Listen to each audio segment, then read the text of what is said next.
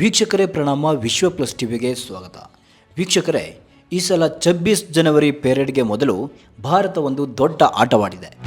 ಜಗತ್ತಿನ ಬಹುದೊಡ್ಡ ಇಸ್ಲಾಂ ರಾಷ್ಟ್ರ ಇಂಡೋನೇಷ್ಯಾದ ರಾಷ್ಟ್ರಪತಿಗಳ ವಿಮಾನದ ಪಥವನ್ನೇ ಬದಲಿಸಿಬಿಟ್ಟಿದೆ. ಭಾರತ ಇಂಡೋನೇಷ್ಯಾ ರಾಷ್ಟ್ರಪತಿಗಳ ವಿಮಾನದ ಚಲನವಲನದ ಪಥವನ್ನು ಹೇಗೆ ಮತ್ತು ಯಾತಕ್ಕಾಗಿ ಅದಲು ಬದಲು ಮಾಡಿತು ಎಂಬುದನ್ನೇ ನಾವಿಂದು ಈ ವಿಡಿಯೋದಲ್ಲಿ ಆ ಪುಟ್ಟ ಸತ್ಯಕತೆ ಹೇಳ್ತೀವಿ. ಇಂಥ ನಡೆಯ ಭಾರತದ ಶಕ್ತಿ ಕಂಡು ನೀವು ಸಹ ಅಚ್ಚರಿಗೊಳ್ಳಬಹುದು.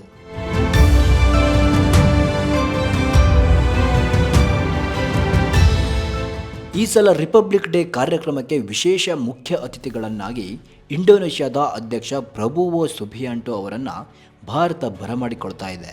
ಪ್ರಬೋವೋ ಆಗಮನದ ಬಗ್ಗೆ ಸರ್ಕಾರ ಈ ಸ್ಟೋರಿ ಸಿದ್ಧವಾಗುವ ತನಕ ಅಧಿಕೃತವಾಗಿ ಯಾವುದೇ ಪ್ರಕಟಣೆ ಕೊಟ್ಟಿಲ್ಲ. ಆದರೂ ಇವರೇ ಅತಿಥಿ ಎಂಬುವ ಸುದ್ದಿ ಹರಿದಾಡಿದೆ. ಇದೇ ವೇಳೆ ಪಾಕಿಸ್ತಾನವೊಂದು ಕುಚೋದ್ಯದ ಆಟವಾಡಲು ಮುಂದಾಗಿದೆ. ಅದೇನೆಂದರೆ, ಇಂಡೋನೇಷ್ಯಾದ ಅಧ್ಯಕ್ಷರು ಭಾರತದಿಂದ ತನ್ನ ದೇಶಕ್ಕೆ ಬರ್ತಾರೆ, 2 ದಿನ ತನ್ನಲ್ಲಿ ತಂಗಲಿದ್ದಾರೆ ಅಂತ ಹೇಳಿಕೊಂಡಿದೆ. ಈ ವಿಚಾರಕ್ಕೆ ಏಟಿಗೆ ಎದುರೇಟು ಎಂಬಂತೆ ಪಾಕಿಸ್ತಾನದ ಈ ಆಟಕ್ಕೆ ಪ್ರತಿಗಾಳ ಬೀಸಿದ ಭಾರತದ ನಡೆ ನಮ್ಮಲ್ಲಿ ಮತ್ತಷ್ಟು ಅಚ್ಚರಿ ಮೂಡಿಸುತ್ತಿದೆ. ಭಾರತದಲ್ಲಿ ಮುಖ್ಯ ಅತಿಥಿಯಾಗಿ ಗಣರಾಜ್ಯೋತ್ಸವದ ಆತಿಥ್ಯ ಸ್ವೀಕರಿಸಿದ ತಕ್ಷಣವೇ ಇಂಡೋನೇಷ್ಯಾ ಅಧ್ಯಕ್ಷರು ಪಾಕಿಸ್ತಾನಕ್ಕೆ ತೆರಳಲಿದ್ದಾರೆ. ಪಾಕಿಸ್ತಾನದಲ್ಲಿ 2 ದಿನ ತಂಗಲಿದ್ದಾರೆ ಅಂತ ಇಂಡೋನೇಷ್ಯಾ ಮಾಧ್ಯಮಗಳು ಸಹ ವರದಿ ಮಾಡಿವೆ. ಪಾಕಿಸ್ತಾನ ಮಾಧ್ಯಮಗಳು ಕೂಡ ಇಂಡೋನೇಷ್ಯಾ ಮಾಧ್ಯಮಗಳ ಹೇಳಿಕೆಗಳನ್ನು ಪುಷ್ಟೀಕರಿಸಿ ಸುದ್ದಿ ಪ್ರಕಟಿಸಿವೆ. ಈ ಮಾತು ಭಾರತದ ಸಹನೆಯ ಕಟ್ಟೆ ಒಡೆಯುವಂತೆ ಮಾಡಿವೆ. ಈ ಸುದ್ದಿಯ ಲೈನ್ ಹಿಡಿದು ಈ ವಿಚಾರ ಗಂಭೀರವಾಗಿ ಪರಿಗಣಿಸಿರುವ ಭಾರತ ಕೇಂದ್ರ ಸರ್ಕಾರ ಇಂಡೋನೇಷ್ಯಾ ಸರ್ಕಾರವನ್ನು ತರಾಟೆಗೆ ತೆಗೆದುಕೊಂಡಿದೆ.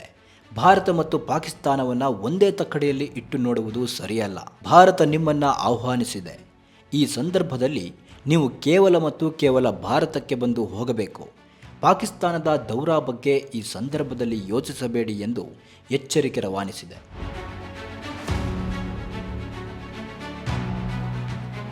ಭಾರತದ ಈ ಸಿಟ್ಟನ್ನು ಗಂಭೀರವಾಗಿ ಪರಿಗಣಿಸಿರುವ ಇಂಡೋನೇಷ್ಯಾ ಈಗ ತನ್ನ ಅಧ್ಯಕ್ಷರು ಭಾರತದಿಂದ ಪಾಕಿಸ್ತಾನಕ್ಕೆ ತೆರಳುವುದನ್ನು ಕೈಬಿಟ್ಟಿದ್ದಾರೆ. ಪಾಕಿಸ್ತಾನದ ಬದಲು ಅವರು ಭಾರತದಿಂದ ನೇರವಾಗಿ ಮಲೇಷಿಯಾ ತಲುಪಲಿದ್ದಾರೆ. ಬದಲಾದ ಈ ಟೂರ್ ಪ್ಲಾನ್ ಪಾಕಿಸ್ತಾನದ ಪದತಲವನ್ನೇ ಅಲುಗಾಡಿಸಿದೆ. ಹೀಗೆ ಇಂಡೋನೇಷ್ಯಾ ಅಧ್ಯಕ್ಷರ ವಿಮಾನದ ಪಥ ಬದಲಿಸಿ ಬಿಟ್ಟಿದೆ ನಮ್ಮ ಭಾರತ ಸರ್ಕಾರ.